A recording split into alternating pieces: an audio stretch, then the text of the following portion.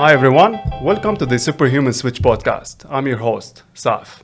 I'll be speaking with startup founders, business owners, and corporate executives striving to maintain a healthy lifestyle. Today I'm joined with Dina al-Mofty, a mission-driven founder of INJAZ Egypt and the co-founder of Soulfull, Egypt's largest celebration of health and wellness. Her work impacts more than 1 million young people by educating them about entrepreneurship and work readiness across schools and universities. She's active in supporting the startup and entrepreneurs in their journey through incubator programs, fundraising campaigns, and scaling up programs. She received multiple awards: Young Achiever Award by Arabian Business, Top 50 Women in Business Award in Egypt, and Most Influential Young Arabs Under 40. She's a mom of 3, an endurance athlete completing the Salzburg Marathon in Austria and Ironman 70.3, and the interesting part for me, summited Mount Kilimanjaro, which is one of the 7 summits and highest peak in Africa. Dina, welcome to the show. Oh, thank you. It's a pleasure to be here, Saf. Thank you for having me. It's exciting for sure because we just recently met. Actually, we met today. Yes. and we had like a quick, nice conversation. So I'm really excited for having this conversation.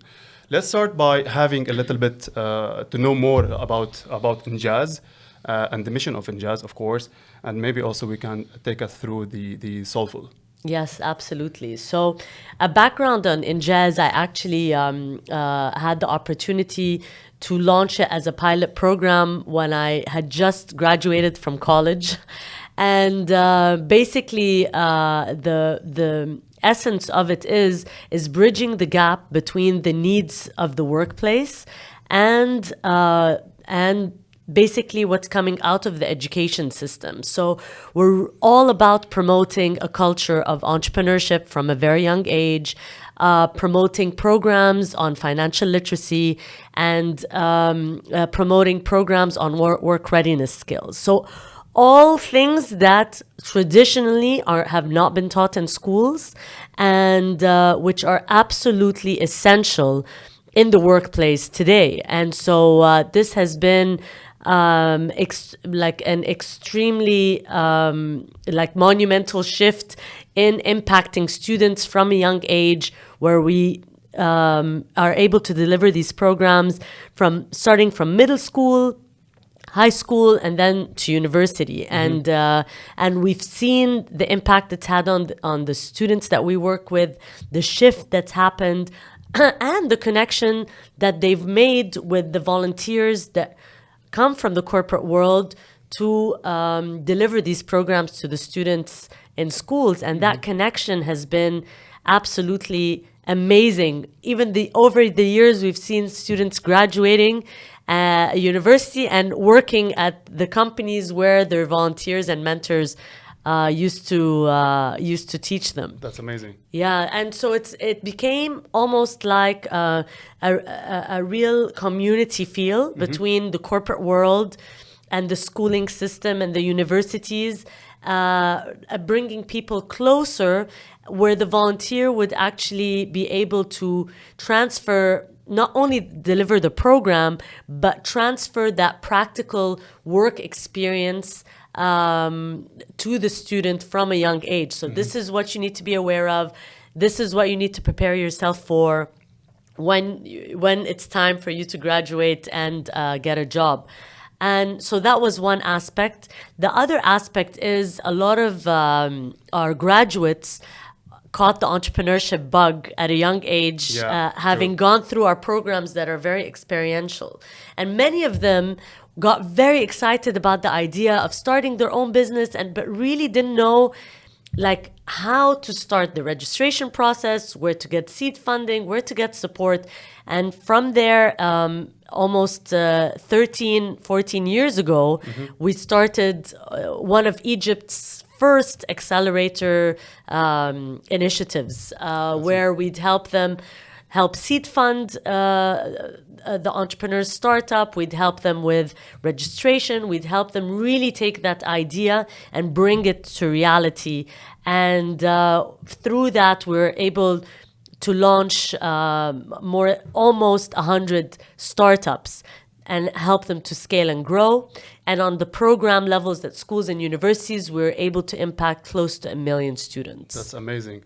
How did you discover that there is a demand behind such really amazing initiatives? So it was a very new concept in the start. I mean, INJAZ is part of a global organization called Junior Achievement. We're here now in 14 Arab countries, but when I was first starting it in Egypt, and we had to get all these approvals to even enter into schools and have it delivered as part of the school program. And we were going into a lot of public schools and public universities.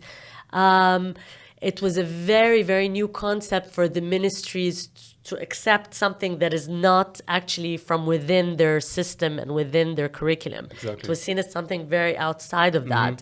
And really, I don't know if it was our persistence with them or us nagging them so much that they finally accepted to onboard it. And they, at the end, they saw for themselves the impact that it had. Yeah. So what I'm saying is, in the beginning, because it was something so new, and we're talking early 2003, we're talking about entrepreneurship programs, financial literacy programs. This was all new concepts, and over time, the impact showed so clearly. The students themselves would talk about their success stories and the impact it had on them, and then it all like snowballed after that. I think the success story is what made you persevere and to challenge basically this kind of, I wouldn't say taboo, but at least the structure still in most of the Middle East markets that they are not used to the startup kind of mentality. Absolutely. So in the beginning, it was a challenge to onboard to our programs that were in university. We had a program called the Company Program, which would help them, like students who are interested and have an innovative idea and want to turn it into an actual startup in a simulation kind of way in the beginning. They enjoyed this process, and when some of them started wanting to continue, they tell us that there was such a big pushback from their parents, because their parents want them to have a stable job. You have to be a doctor or an engineer. What is this startup business? What do you mean you want to be an entrepreneur?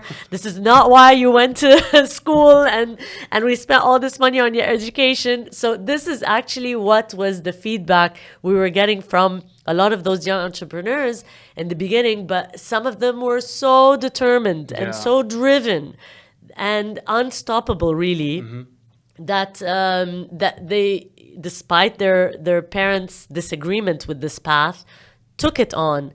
And we found so many of them, mashallah, gain a lot of success and traction for their business. Some of them got nominated on Forbes magazine as one of the top startups in the Middle East. And this was just at the beginning phase when we were doing this support. So when the spotlight was on these startups and entrepreneurs and really showcasing their success, they became role models for other young people in their communities to follow this kind of a path. It's having a ripple effect now. A ripple at effect least in the community and a change of culture, and it's amazing to see. I mean, over like from 2003 onwards, it's really been trying to spread this culture of entrepreneurship. And what we found in the end really, really helped is like 2 years back, I had the privilege to participate on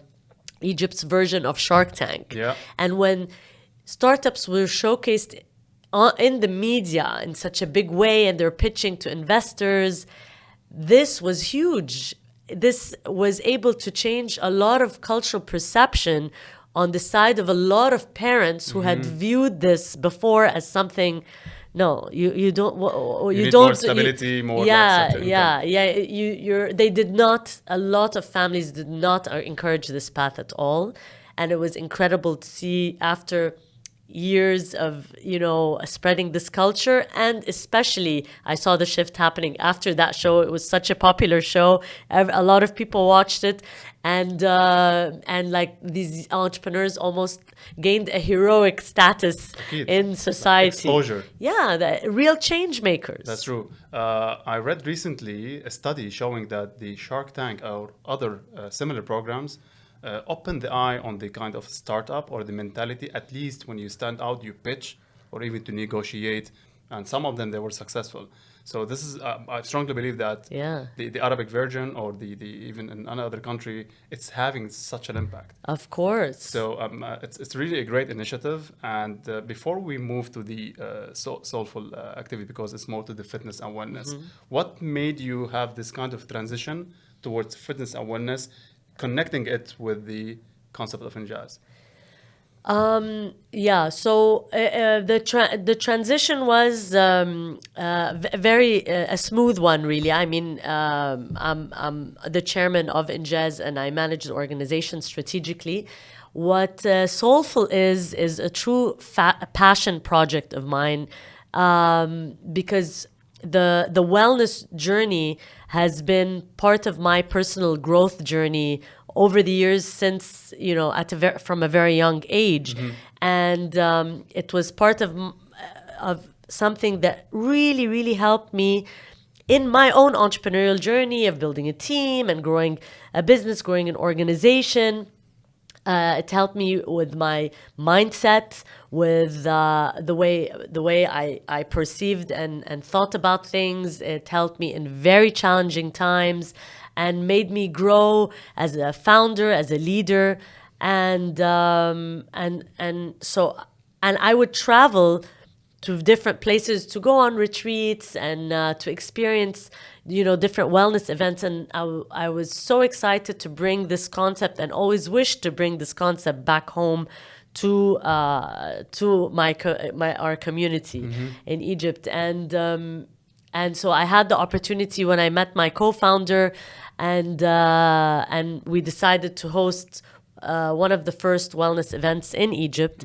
And, a lot of people weren't exposed to different things that we brought in as part of this festival. So a lot of people are used to the workouts and maybe the yoga. But then, like what we did was, it was a very fun event by one of the most beautiful beaches in Egypt on the north coast. And it was a mix of different activities, whether it's workouts and yoga, but also mixing it in with, the power of meditation and different panels on wellness and personal growth and mindset, and mixing that in with breathwork activities and even ice baths. So people got to experience different activities that would also, some would challenge their minds, some would calm their minds. But the whole point of it is to offer tools and expose people to tools, behaviors, practices, and better habits that would improve their lives. So this was really the purpose that drove the event. Before I go to these practices, because I'm sure that we have a lot of common areas where we can deeply discuss. What I notice as a pattern that you always bring in ideas that it's not always accepted culturally and community with the startup world, and now with the practices that not only including the physical activity is the oneness, the mindset, the meditation, which is more or less taboo in this part of the world. Which is fascinating because you put big challenges that not on individual level but on community and society level, which is impressive. Going back to the practices, what are your common or daily practices you do when it comes to make sure that your mindset is on check when you are facing challenge? So, something that really helped me, you'll be surprised, but I went through a phase where I would set a challenge for myself, a physical challenge, at least once a year. So one challenge I would train for. Check. Okay, I'm going to train for a marathon. And the marathon terrified me. I was a runner, but I never ran that distance ever before, nor ever imagined it. But I'd set that challenge to really, test not only my physical endurance, but also my mind, because my mind was very fearful of that challenge. And it really got me out of my comfort zone to even imagine completing a marathon. So this is one example where I trained for it. And then, I obviously get very nervous before the event itself, but would manage to accomplish and finish a marathon. And that for me, at the time, the first time I did it, was a great personal accomplishment for myself, not only physically, but really mentally. Another time I'd set a challenge to do like an Ironman, and I'm a really bad swimmer. And so I'd have to really learn how to swim properly and get that endurance going, and test myself physically on the bikes and running and all of that. And that was another terrifying challenge that I just had to, work towards completing. And again, an amazing feeling for myself to have finished it.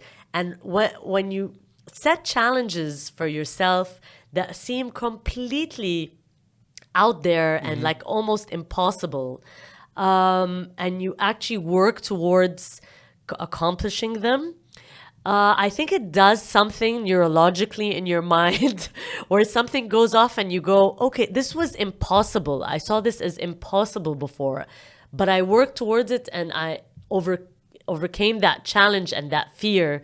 And something goes off, a switch goes off in your mind, and you're like, okay, if this was impossible for me before, then challenges that I face in life, I'll be able to overcome as well. And so I feel like it's almost like it helps you to work on yourself on the inside, on your personal growth, on your mindset. And when you work on yourself on the inside, you almost become invincible on the outside. I love this. This is where I found a lot of common areas, because I decided that every year I set like a challenge to test my physical limits and my mental limits, and how to learn from this experience and apply it on real life challenges. And I found it fascinating.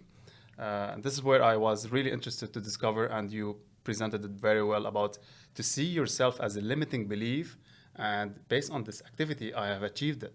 So when I go back to the real life, that any challenge that I face, I'm heads on. Exactly. Which is amazing. Again, it's like running a marathon. I know even the Ironman, I know how much it requires on weekly basis, the training hours between the three principles: running, swimming, and cycling, which is impressive. It's like, any plans in the future to do the same? Because it seems that you jumped into mountaineering, which is something I'm passionate about. Are you planning to do like another mountain? Not mountain, any kind of like big challenge, physical. Yeah. So, I mean, for me, the mountains are a big passion. I would love to do that again. But yeah, right now I'm contemplating the next challenge. Do you have something? Well, not yet in mind, but it's maybe in the works. I'll Okay. keep you posted. Please let me know. I'm interested, because again, I'm trying to we create a nice community just to push each other, of course, in the corporate and in the startup, to make sure that we are, especially for the high achievers that they want to do. The question is, how do you balance these kind of these activities that became part of your lifestyle and the business? How you break it down on daily basis, and how you look into them at the big picture, and how they are important for you? So I think it's really integrating into your daily life, into your daily routine, certain habits and practices and behaviors. You might think of them as very small and not significant, but actually, as you practice them daily, you notice how the effect changes over time, and it can really impact your life, your behavior, your mindset, how you perceive things, how you perceive challenges, how you overcome things that come your way. And really, that has been a source of it's given me strength, a source of strength in dealing with, we all get unexpected challenges, unexpected events in our life. True. And some of them will either make you freeze and shut down and be unable to cope with it, or be consumed fully with anxiety and fear. And if you've really worked on yourself, you'll be able to have almost this mindset of, okay, this is the reality of the situation. This is the challenge. This is the problem. I'm not going to freeze. I'm not going to have this anxiety consume me. I'm going to start thinking of solutions. I'm going to go into solution mode. I'm going to go into taking actions and seeing how I can resolve the situation in the best way possible. And I think this way of thinking of challenges, towards challenges, is a mental practice that will benefit us tremendously if we take on. It's that flexibility of thinking innovatively, out of the box almost, in addressing any challenge or circumstance that comes to us. This is where the word, sometimes the challenges are opportunities, but unfortunately, Yes. most of us, we don't digest it instantly, and it pushes us to think creatively to see how we can figure it out. Do you have any kind of a mental practices like meditation, breathing, these kind of, I wouldn't say it's I will let you answer this question, because my challenge is that people now look into it that, okay, I need to have an instant impact out of it, where in reality it has a long-term impact. But do you have such practices? Yes. So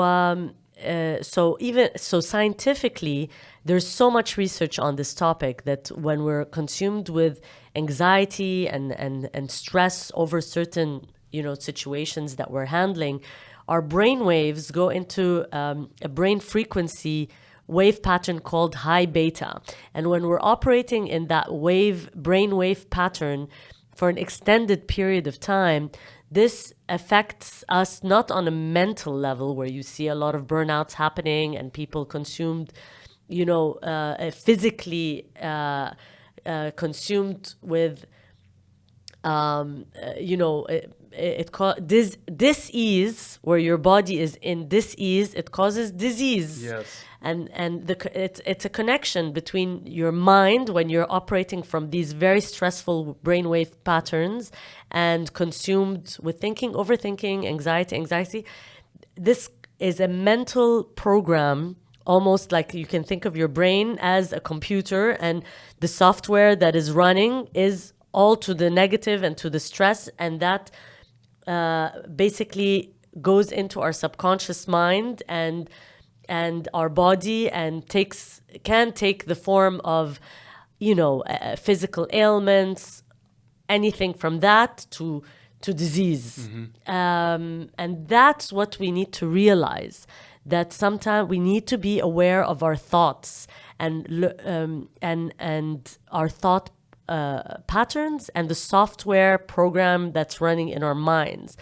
Because when we are living in that state of anxiety and high stress, and for long periods of time, the body and the human body is not designed to live in stressful, long stressful periods. For a long time. For a long time, the body will break down. And so we need to be aware of these thought patterns that happen, and we need to practice how to calm these high beta brain waves that happen when we're in high stress, and calm them down to get to a brainwave pattern called the alpha state. And that's when you're more calm, when you're more relaxed, the body can heal itself. And this is the practice, and you need to integrate practices and tools into your life that will help you calm your brainwave pattern. So a lot of people say, I don't have time to be calm. I have an emergency right now. It's a life or death situation. What are you talking to me about feeling calm? There is no way I can get to that state at all. But what you're not realizing is when you're wired in that stress state for a long period of time, it will affect your overall health. Your body cannot sustain it. And that's why people experience burnout. People experience states of being complete mental health issues. Yeah. You know, all of these are as a result of that living in that high stress for long periods of time that the body cannot sustain. So how can we integrate and develop practices that can help us calm our minds, number one, and number two, realize that your thoughts affect your overall behavior, and you have to be aware of the thoughts and the programming that's running in your mind, and learn the tools and ways to shift that programming and calm the mind, so that your body can regenerate. This all starts with the self-awareness, and most of the people, they don't realize that they are on the path of a burnout. And again, it applies, and I realized this, it impacted me directly and indirectly back in the corporate world. And I started to build up the skill to make sure that I check my state of mind during any situation. It is a journey. I'll not assume that I reach any type of level, but what you mentioned now are really kind of eye-opener, how to look into how your brain is wired, how you're reacting to any situation, and what are the steps that you can do it on spot. But most importantly, what are the things that you can do as a daily practice to make sure that you are building your self-awareness, which is quite, again, as we mentioned, it's a bit taboo because we're not wired this way, especially in this kind of like hyperactive community and competitiveness that Rat race. rat race. So all of this is like putting us as humans to apply this in business, even this having a negative impact on our livelihood and well-being. When it comes to these practices, do you think that again the meditation is still like being pushed back as an activity, and there is no one way of doing a meditation? Yeah. Do you have like something generic for the audience to know what are the things that we can do now? And of course, when you deep dive about the mental state, it's a bit sophisticated to understand this. But any kind of like recommendation? Yes, of course. So basically, the tools and the practices that we need to integrate into our daily routine is to experience that calmness. We have to experience that where we zone out. Now, it can, of course, meditation is the most powerful tool there is in calming ourselves, our brainwave patterns, to more of a calm state, where we can set intentions. That is one very, very powerful practice to do daily. If you can even do it for 10-15 minutes, calm and relax into that state of silence, that zoning out, this will do wonders for your overall mental health. A second practice is to do something physical. So whether people go to the gym or play paddle or play tennis or even go for a walk, something that gets your mind out of the way, where the analytical mind is not working. You're in the moment, you're enjoying a sport that you're doing or a practice or a hobby that you're doing. This does wonders for your state of overall health and well-being. So I would definitely recommend integrating into your daily practice and routine something that helps you zone out and calms the mind and relaxes you. That's really very good advice. I just finished a book called 3 Small Steps. Despite the fact that I'm aware and I'm curious about this field and space, but the way he laid it out is a simple 3 small steps. The first step is to disconnect and to get away from any negative news, and of course with the social media and even the bad news. The second step is to have the silent kind of moments, regardless, walking or meditation. And the third one was setting the intention and not the goal. He put the differentiation between the goal and the intention. What you mentioned them is perfectly done, but the way he laid it down, that in these steps, it can be a life changer. Absolutely. Yeah. So do you do any meditation now? It's like you practice meditation? Yes. And now, I mean, it's really helped me, especially when I'd like in my work, when I'd experienced things that I felt were completely out of my control, but consumed me with stress and worry and anxiety and thinking and overthinking of solutions and things that were sometimes really out of my hand or our hand as a team. But you couldn't help by being consumed by anxiety and stress about it, thinking about it daily. And that didn't do anything to help solve the problem, right? But the practice that helped me when I'd meditate is really to center me in the fact that, like have faith in strengthening my faith that I've done everything in my power to handle the situation. And really, the rest is not in my control. So it does me no service to be thinking and overthinking this.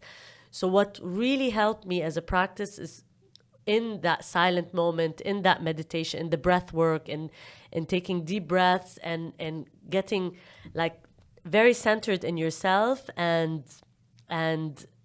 really truly believing that this will be resolved, and trusting and having faith and letting go and maybe surrender to the process.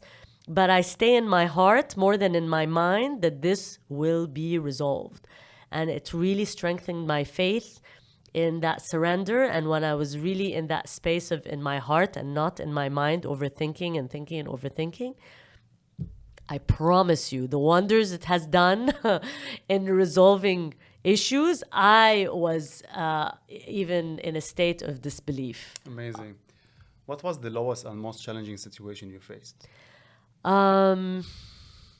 So one of the most challenging situations had to have been during COVID, when our organization was really hit hard by that and our programs and our sponsors, and we had to let go of a lot of members of our team. And so I think that was definitely one of the most difficult, challenging times for sure. What are the learnings? The learnings is that everything happens for a reason, and you have to have faith really in believing that statement. And when you operate from that mode of having faith in things and circumstances that happen that are beyond your control, and really believe that something better is coming, and something better is bound to come, and you're operating from a space of not only like positive thinking but positive expectation. Okay, if you're in a space where you really believe better things are coming. It's a different perspective. It's a different perspective, and you're operating from a higher frequency of being even, So that was absolutely something that helped tremendously getting through that challenging time. You mentioned something about the physical activity, which I'm a strong believer. What type of sports or activity you do now? I have a personal trainer, so I'm big on the gym, and also I'm obsessed with Ashtanga yoga practice. So I'm Wow, Ashtanga. Yeah, Ashtanga. That's so I a bit on the wild side. Yeah, so I've been practicing that for many years on a very regular basis. So paired with these two things, I'd often do paddle, and kite surfing is one of my passions as well. That's interesting. When you mentioned that the gym and the yoga, I call them the yin yang. Yeah. Which is something that it's more on the aggressive, where it put a lot of like tension on the body, where the yoga, but since you mentioned Ashtanga, it's still on the aggressive side. So it's like I jumped to more vinyasa after like I committed to Ashtanga for a while. Oh, really? Then I said it's too much, because I was interested in CrossFit, now a little bit powerlifting and mountaineering exercises. I need something to balance this madness. Yes, something more soft. Exactly. Where Ashtanga, you have to have these weird poses. And Yeah. But I have to say something also about certain sports and activities, other than having us like sometimes unwind.